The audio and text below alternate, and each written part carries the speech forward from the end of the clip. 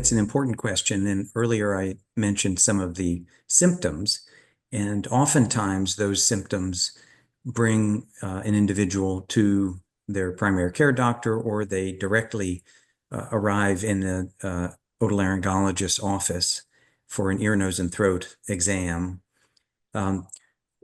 In individuals with a lump in the neck, for instance, that's persistent or growing, that's one way that they may be diagnosed. That will raise the attention of the physician to look in the mouth, throat, voice box with direct visualization, sometimes using a manual exam with our fingers in the neck, in the mouth, to examine for any firmness, ulceration.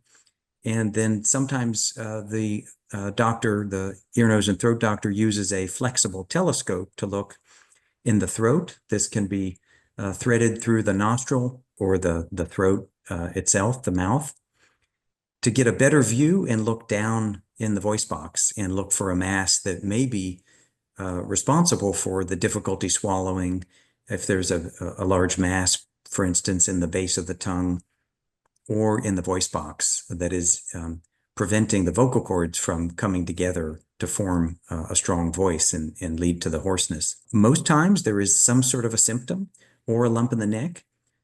Occasionally, the patient themselves may notice an ulcer or a bleeding area of the tongue and be suspicious of cancer. Ultimately, the diagnosis must be made with a biopsy, a small piece of tissue, usually with the patient opening their mouth to take a piece of what we call the primary tumor site. Other times, particularly if that primary tumor site is way back in the throat or down in the voice box and hard to reach, then a needle can be inserted into the lump in the neck and remove some cells right in the office, generally not as painful as it sounds. Sometimes it will be done in the hospital in a radiology department, either under an ultrasound guidance or a CAT scan to make sure the needle is in a good portion of that lymph node in the neck to withdraw some cells and look under the microscope and make the diagnosis of squamous cell carcinoma. Those cancerous cells have a distinct appearance under the microscope, and so that biopsy is important. In some cases, that biopsy tissue can then be tested for HPV or not, particularly if it's coming from the region where that viral type resides or causes cancer, which is the tonsils and the base of the tongue.